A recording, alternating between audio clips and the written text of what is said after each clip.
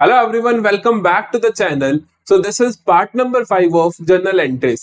Journal entries के अब तक हम 4 पार्ट कर चुके हैं, ये 5वां पार्ट है। आज की क्लास का मेन एजेंडा रहेगा कि गुड्स का रिड्यूस होना किसी भी और वजह से एक्सेप्ट सेल्स। हमें पता है कि हमारे गुड्स रिड्यूस होते हैं, गुड्स बोले तो स्टॉक, जो मेरी फर्म में स्टॉक पड़ा है वो कम हो सकता है, काफी सारी वजहों से हो सकता है, शायद आपको अभी ना मन में आ रही हो, लेकिन एक मेजर वजह आपको पता है, दैट इज सेल्स। जब आपने अगर माल बेच ही दिया तो वो गुड्स आपके कम हो जाएंगे। और क्या क्या वजह हो सकती हैं, वो सारी वजहें जो भी हो सकती हैं वो, और उनकी क्या क्या जर्नल एंट्रीज के ट्रीटमेंट होंगे, हम आज के आज सारे के सारे वो क्लब करके अच्छे से समझेंगे। तो और क्या वजह हो सकती है, सोचो। एक वजह तो हो सकती है परचेज रिटर्न कर देना, जिसकी एंट्री हम पहले ही कर चुके हैं कि गुड्स तुमने खरीदे अपने सप्लायर से, फिर तुमने उनको रिटर्न कर दिया, तो ये क्या हुआ, गुड्स का रिड्यूस हो जाना। और क्या वजह हो सकती है कि गुड्स तुमने बेच दिए, जैसे कि मान लो मेरी कपड़े की दुकान है, मैंने गुड्स बेच दिए, तो मैं एंट्री करता हूँ cash account debit to sales account, cash क्योंकि कैश आ रहा है मेरे पास और सेल्स को मैं क्रेडिट कर देता हूँ। अब हम बात करेंगे और क्या क्या वजह हो सकती है। और वजह हो सकती है जैसे कि गुड्स का लॉस हो जाना, loss by fire, loss by theft, loss in transit, किसी भी तरीके से लॉस हो गया, या क्या हुआ कि मालिक ने विड्रॉ कर लिए गुड्स, वो हो सकता है। तो इन सभी चीजों का ट्रीटमेंट हम कैसे करते हैं आज अच्छे से देखते हैं। चलो जल्दी से शुरुआत करते हैं। पहली बेसिक चीज आपको पता होनी चाहिए, कहते हैं goods given as charity, samples, drawings and gifts, जो भी तरीका। एक चीज आपको पता होनी चाहिए, ध्यान से नोट डाउन कर लेना प्लीज।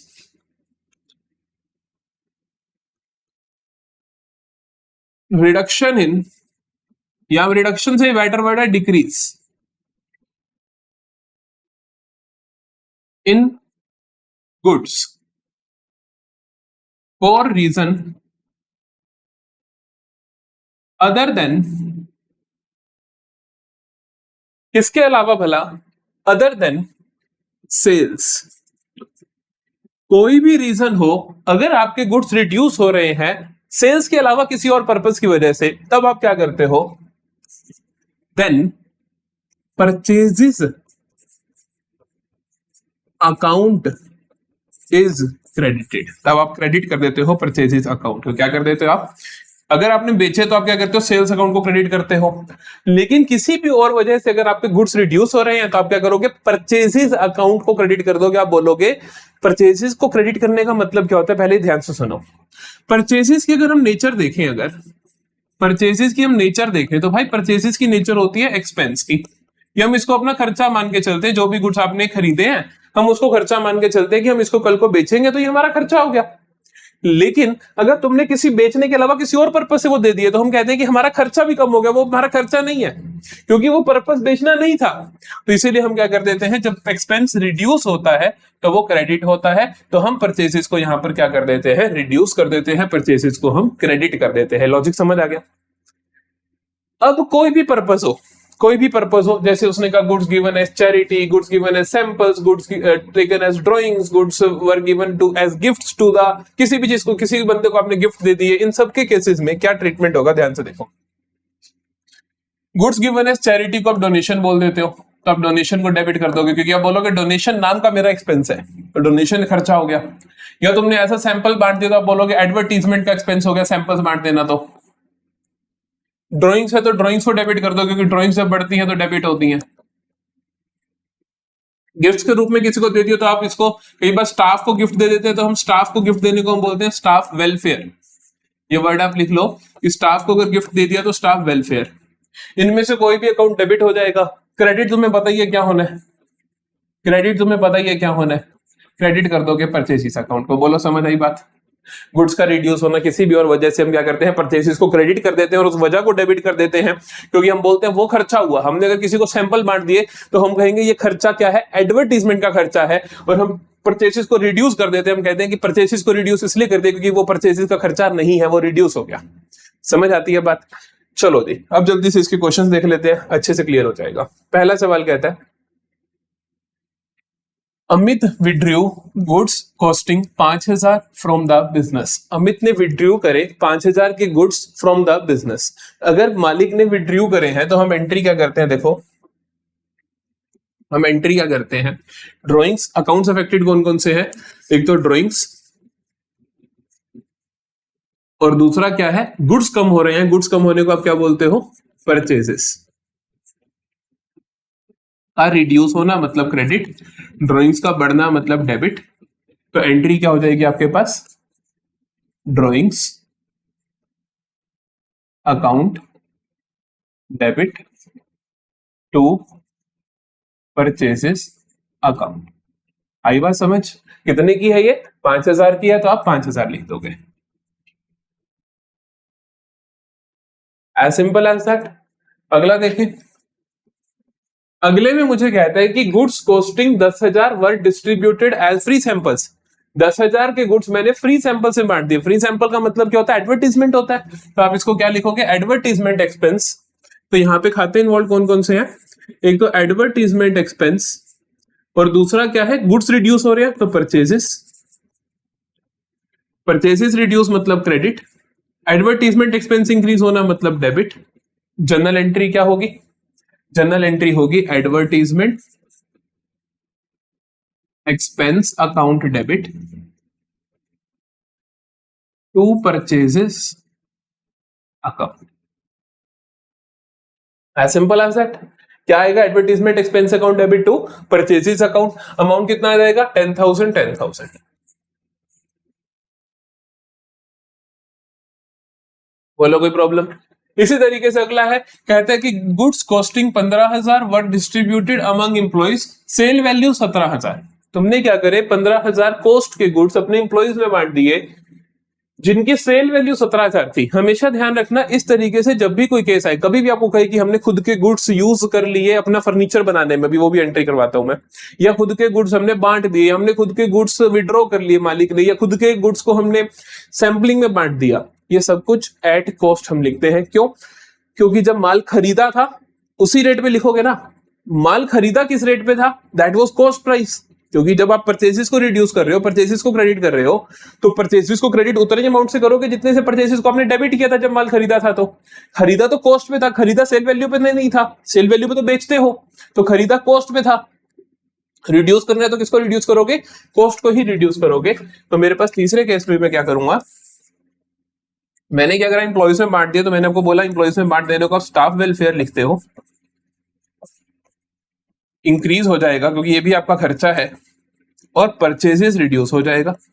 कितने अमाउंट से होगा, 15,000 से। इस चीज का आपको ध्यान रखना है, कॉस्ट प्राइस से। तो अमाउंट क्या आ जाएगा तुम्हारे पास, staff welfare account debit to purchases account. ठीक है, अमाउंट आ जाएगा हमारे पास 15,000 ना कि 17,000। कोई दिक्कत तो नहीं। कई बार एक ऐसे एंट्री पे आ जाती है जो यहां पर नहीं लिखी हुई, मैं लिख देता हूं। जो मैं भी एडवांस लेवल, आपको 2 क्लासेस आएंगी, देखो ये 5वीं 6ठी, ये 6th क्लास तक हमारा सारा कॉन्सेप्ट खत्म होगा।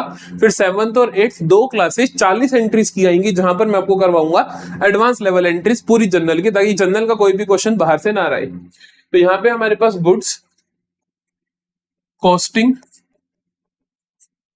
5,000 यूज्ड इन मेकिंग फर्नीचर। हमने 5,000 के गुड्स यूज कर लिए फर्नीचर बनाने के लिए। तो एंट्री क्या होगी मेरे पास, अकाउंट्स इन्वॉल्व, एक तो फर्नीचर, क्योंकि फर्नीचर बढ़ गया मेरे बिजनेस में, तो फर्नीचर बढ़ गया तो डेबिट कर दोगे। गुड्स रिड्यूस हो गए तो परचेजेस रिड्यूस हो गए, क्रेडिट कर दोगे। समझ आई बात। एंट्री क्या बन जाएगी, फर्नीचर अकाउंट डेबिट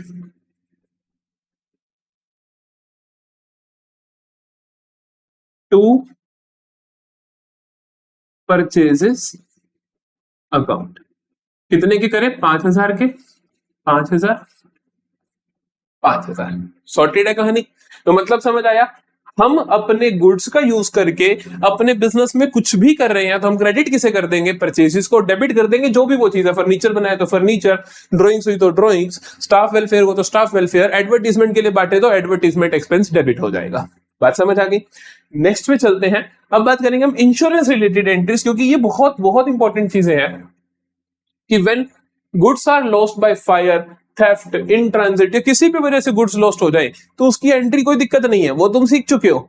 लेकिन उसके बाद इंश्योरेंस कंपनी का ट्रीटमेंट कैसे होगा, इंश्योरेंस क्लेम का ट्रीटमेंट कैसे होगा, वो हम अब अच्छे से सीखेंगे। ठीक है जी।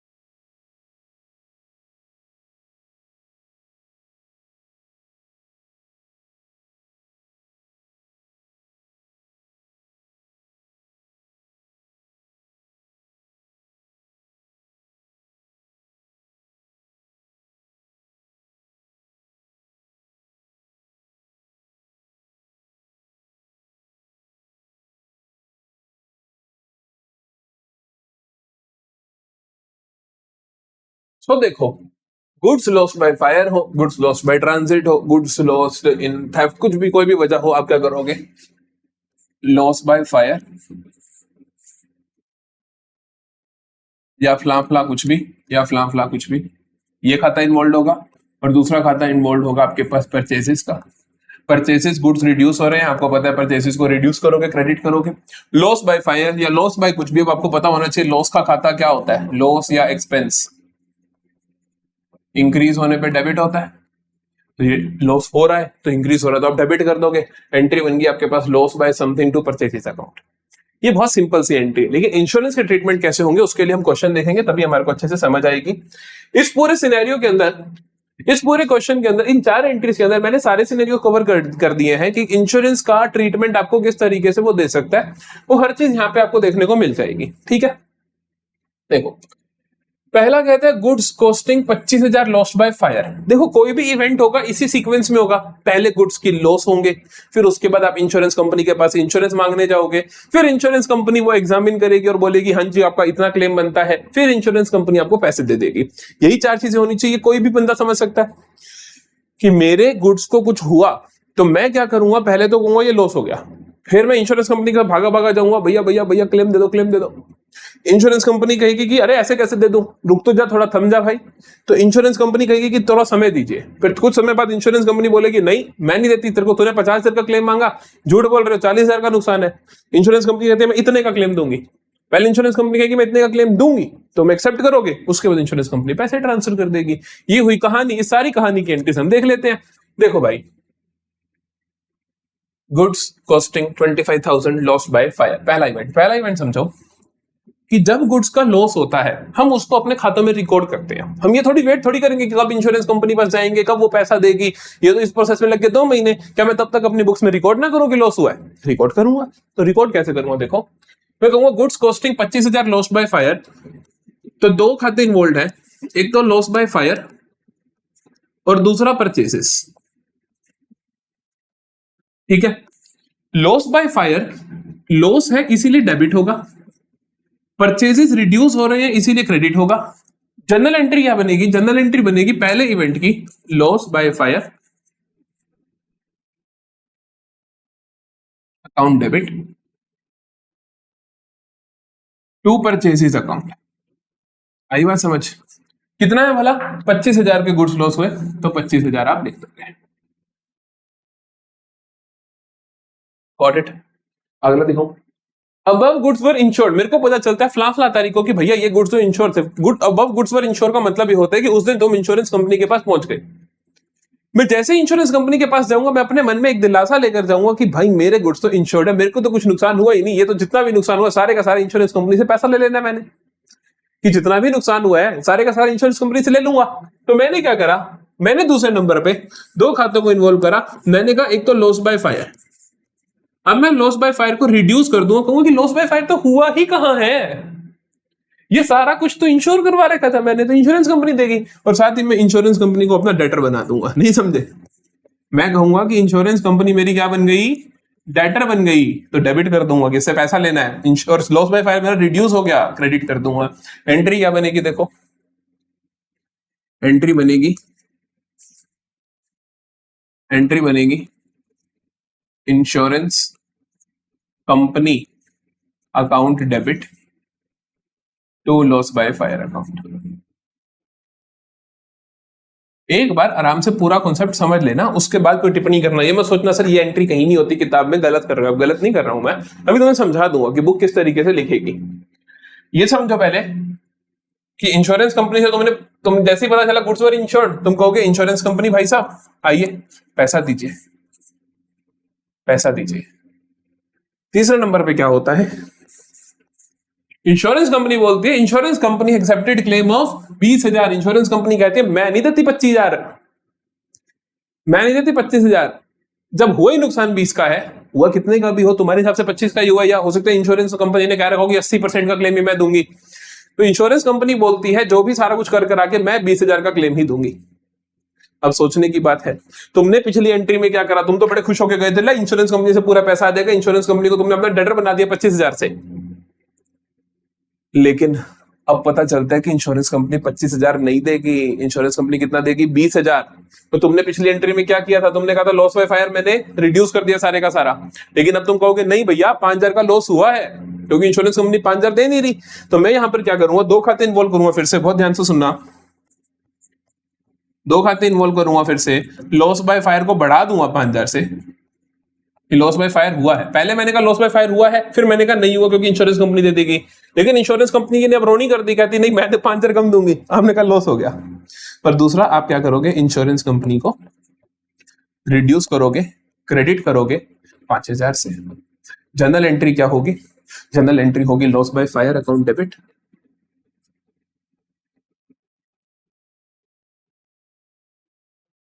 टू इंश्योरेंस कंपनी, समझे? कितना आया, 5,000, 5,000। अब अगला ट्रीटमेंट देखें, insurance company paid the amount, insurance company ने क्या कर दिया, अमाउंट पे कर दिया, अरे इंश्योरेंस कंपनी ने अगर अमाउंट पे कर दिया मेरे भाई,